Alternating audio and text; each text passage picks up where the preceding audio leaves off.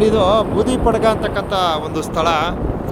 So ಇಲ್ಲಿ ಏನೋ ರಾತ್ರಿ ಸಮಯ ವಾಹನ ಸವಾರರು ಹುಷಾರ ಬನ್ನಿ, ಯಾಕಂದರೆ ಇಲ್ಲಿ ಚಿರತೆಗಳು ದಾಟ್ತಕ್ಕಂಥ ಸ್ಥಳ. ಹಾಗೆ ಆನೆಗಳು, ವಿಶೇಷವಾಗಿ ಆನೆಗಳು ದಾಟ್ತಕ್ಕಂಥ ಸ್ಥಳ. ಈಗೇನು ಪಿ ಜಿ ಪಾಳ್ಯ ಸಫಾರಿ ಆದ ನಂತರ ಹೆಚ್ಚಿನ ಪ್ರಾಣಿಗಳನ್ನು ವೀಕ್ಷಣೆ ಮಾಡ್ಬೋದು ನಾವು.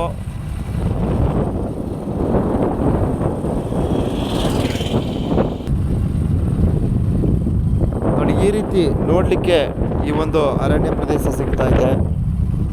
ತುಂಬ ಚೆನ್ನಾಗಿದೆ, ವ್ಯೂ ಅಲ್ಟಿಮೇಟ್ ಆಗಿದೆ.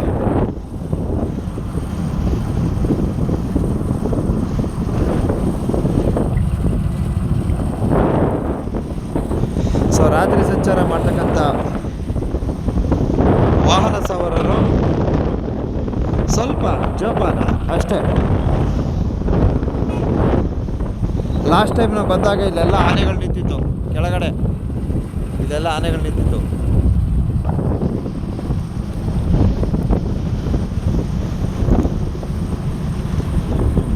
ಬೂದಿ ಪಡ್ಗ ಅಂತಕ್ಕಂಥ ಸ್ಥಳ ಇದು.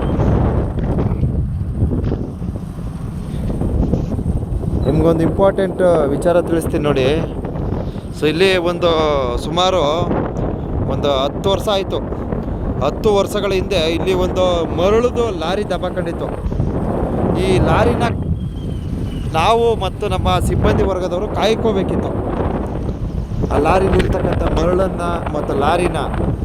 ಸೊ ನಾವು ಇಲ್ಲೇ ಆಗ್ತಿದ್ದು ನೋಡ್ಕೋಬೇಕಿತ್ತು. ಆವಾಗ ಚಿರತೆಗಳು, ಆನೆಗಳು, ಹಾಗೆ ಕರಡಿಗಳು ಎಲ್ಲವೂ ಸಹ ಇಲ್ಲೆಲ್ಲ ಸಂಚಾರ ಮಾಡ್ತಿದ್ವು.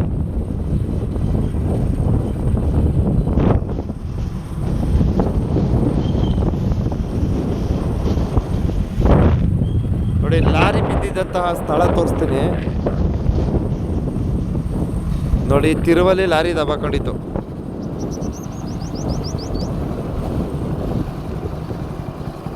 ನೋಡಿ, ಇಲ್ಲೇ ಕಾಯ್ಕೊಂಡು ಬಿದ್ದಿದ್ವಿ ಕಣ್ರಪ್ಪೋ. ನೋಡಿ, ಇದೇ ಜಾಗದಲ್ಲಿ ಇಲ್ಲೇ ಕಾಯ್ಕೊಂಡಿದ್ದೆ.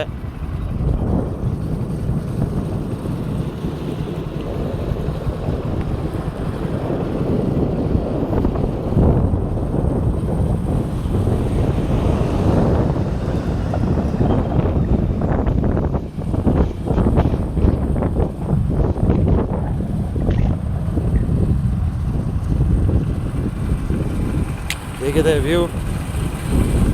ಇದುವೇ ಬೂದಿ ಪಡ್ಗ.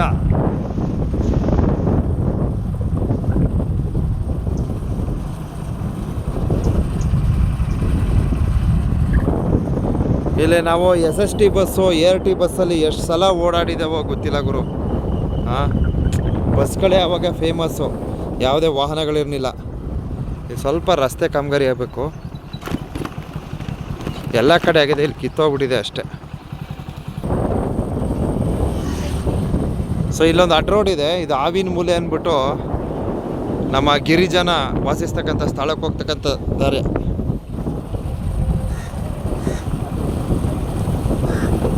Okay, thank you.